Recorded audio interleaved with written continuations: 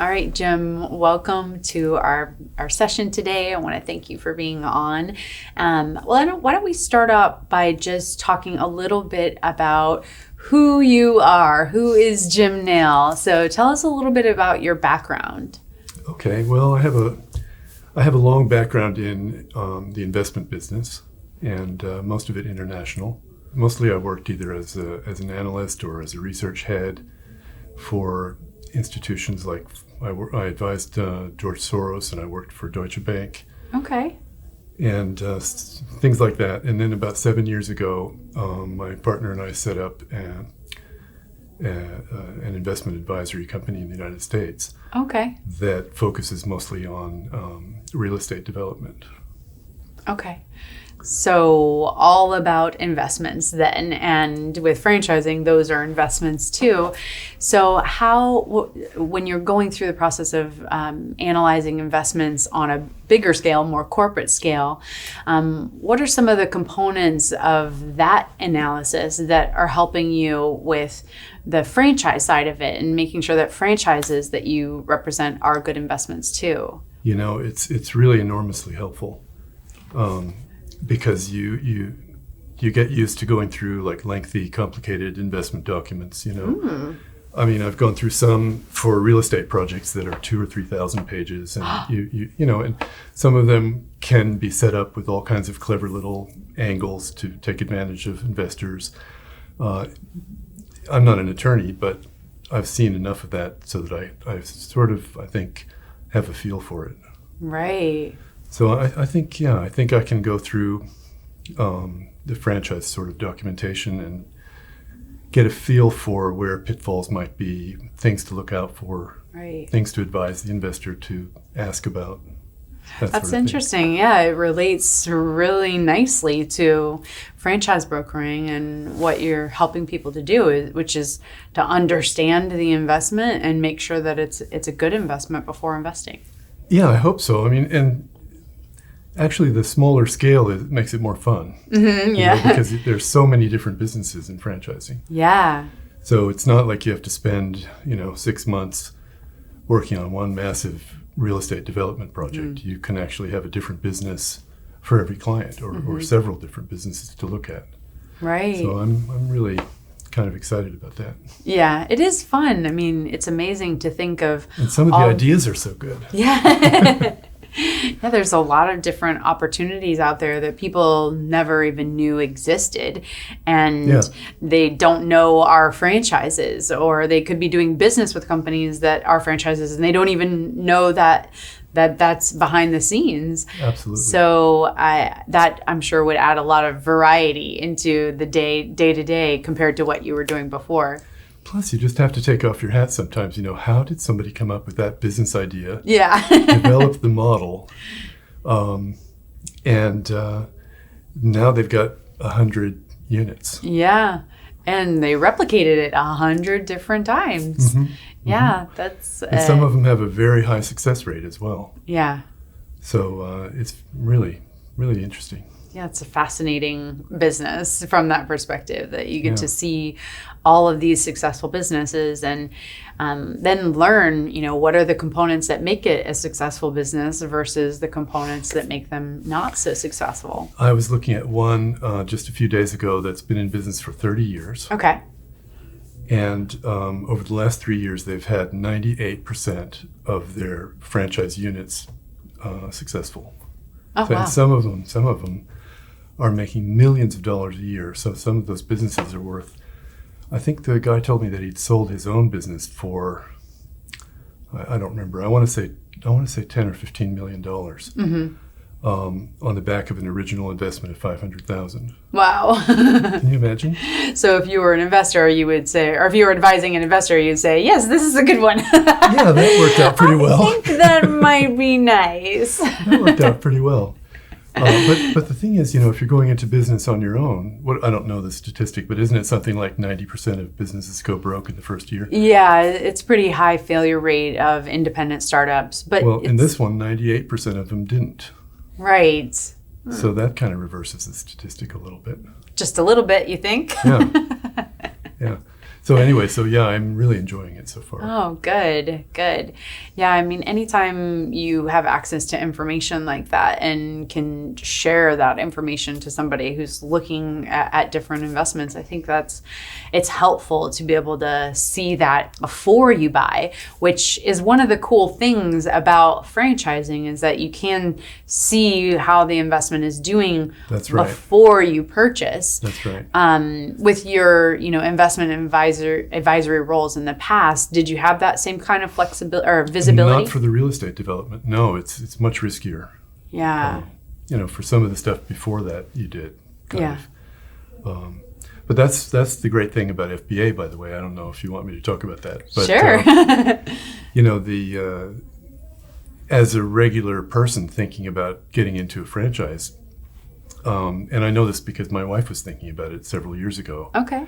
And she came up with one that she was interested in, and she said, "Wouldn't that be great?" And I was thinking, "Yeah, it could be, but how do we know?" Yeah. And we ended up not doing it because we didn't have any idea where the information was. Right. But FBA has such a depth of information, research, and also connections that it's completely incomparable with what somebody can do on their own.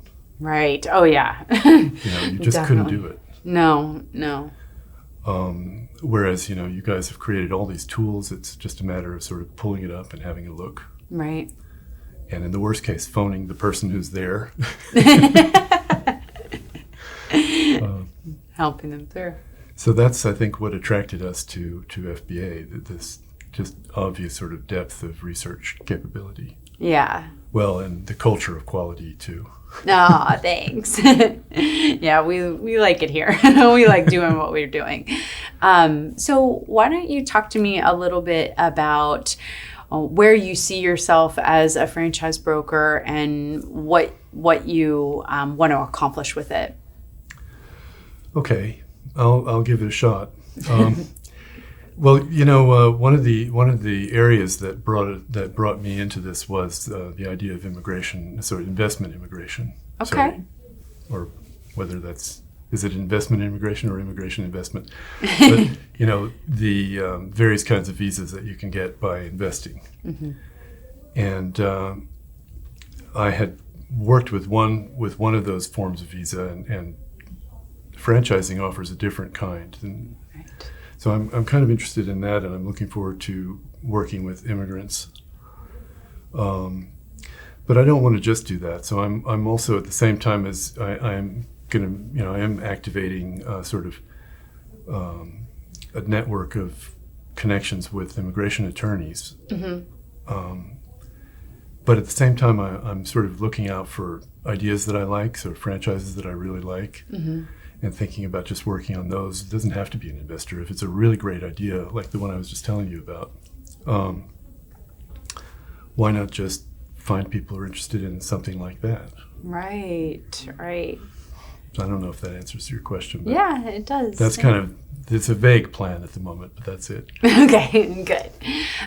So as far as the clients that you're going to be working with, do you have anything that you want them to know about working with you and how what their experience will be like in doing that? Well, I think the one thread that's gone through everything I've done is really looking out for clients. Mm-hmm. That's why we ran the Registered Investment Advisor. We were really the only one in our field, but we felt the additional burden of regulation was worth it, mm-hmm. Because it was a seal of quality, right. In kind of a little bit of a Wild West industry. Mm-hmm. So also, I think every place I've worked, that's been the main thing I've looked out for, trying to maintain integrity and try to keep the client's interests first. Right. Because they're the ones that are ultimately affected by the advice and inputs that we share, Yeah, you can lose your way. You can be tempted to cut corners, or you can be confused by conflicts of interest. Right. it's very hard if you're a human being not to be confused by Right. a conflict of interest. So, I think you really do have to keep that in mind at all times. And then if you sort of think, oh, gee, I have a temptation to do this, even though the client's interest would be different, to disclose that. Yep. So, It's about transparency, right? And it's about being clear with them. I think that's one of the important foundations that we try to live by and try to, talk about and create in the culture of the organization, is that it's okay to give good and bad insight to somebody. You can tell them the whole story because that's the truth. And that is hard to do. It's scarier to do because you are you're letting what the outcome be. What it will be. What it right. what it actually is.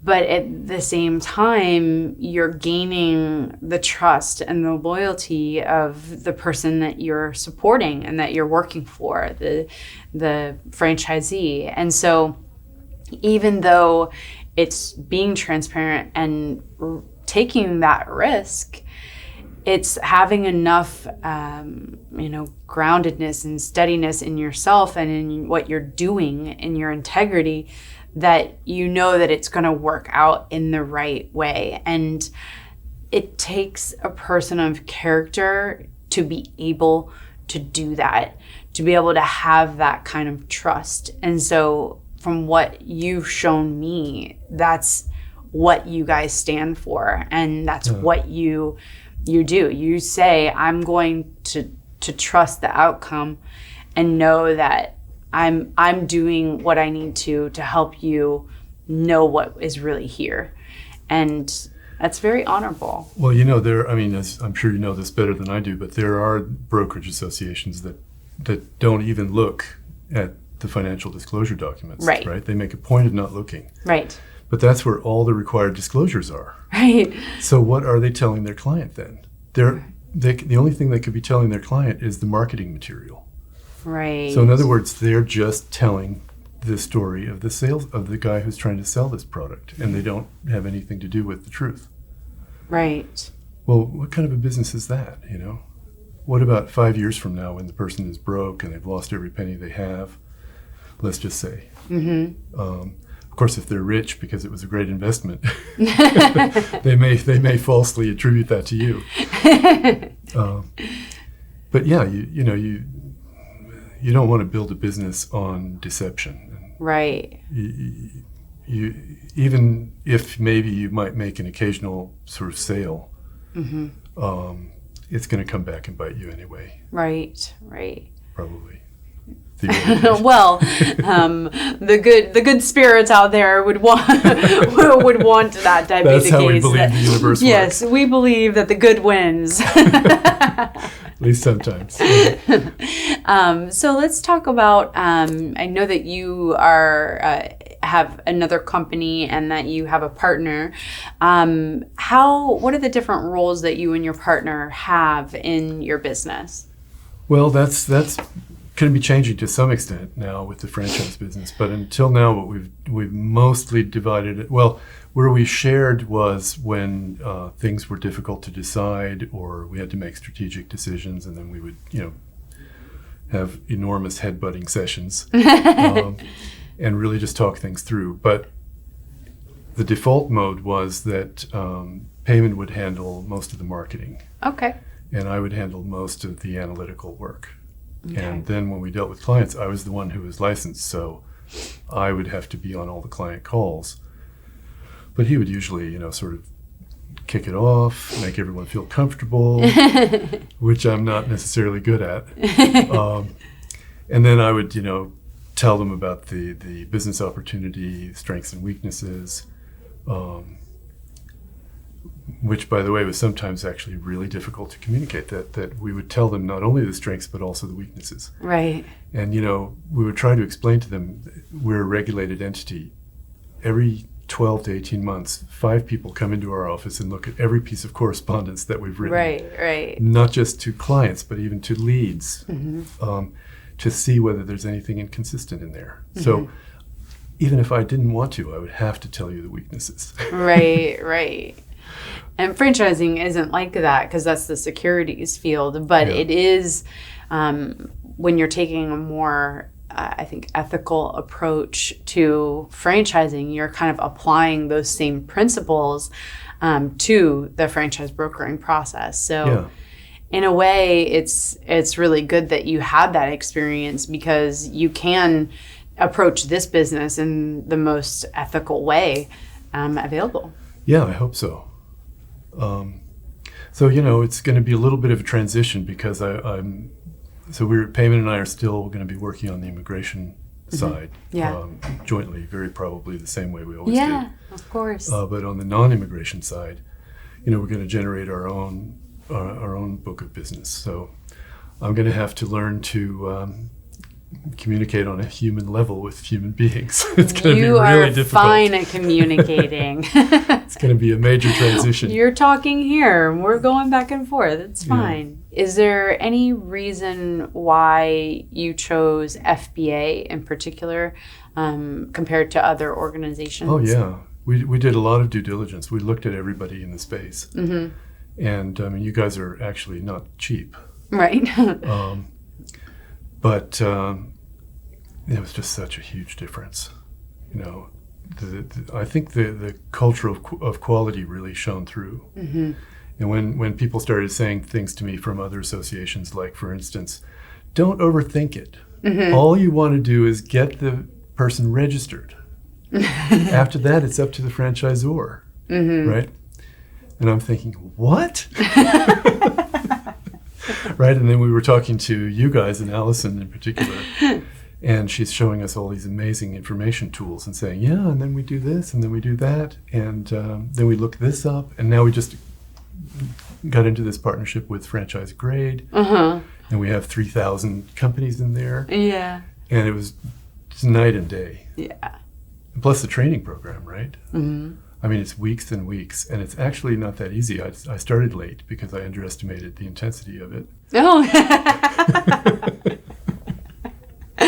Yeah, we don't make anything super easy because we want you to know. We want you to really learn and to be a good representation of what's real in the industry and what's not real, and how do you help your clients. And if we don't prepare you well enough, then you're not going to be able to do what you need to do with those clients and to help them be successful. And ultimately, them being successful is the reason why we're doing this, why we're in business.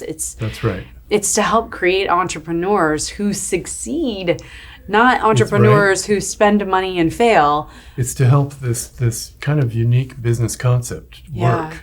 Yeah. Because it's such a cool idea, franchising, right? Yes, it is. Here you have a startup. All right. But you have all the systems and know-how and experience of an established company. Right. And I don't know. I mean, I don't think that has penetrated to too many countries in the world. Right. Some in Europe and the United States, and that's about it. Right. Canada, obviously. Yeah. It is cool. It is so cool. It's a great idea. And I love franchising. And I think it fits with sort of the future too, right? Because there's this trend for companies to sort of devolve their personnel and disintermediation and all this stuff. Mm-hmm. So more and more individuals and small groups are going to be forced to be their own entrepreneur anyway. Yeah. And if you can do that according to kind of a template with proven systems, right? How cool is that? It's really right. Cool. It's kind of a self-defense against the corporate world. Yeah. So I think it makes a lot of sense, and I hope it and it is succeeding. So. Mm-hmm. Wonderful. Yeah. Thank you so much, Jim. Thank you. Wow, that was good.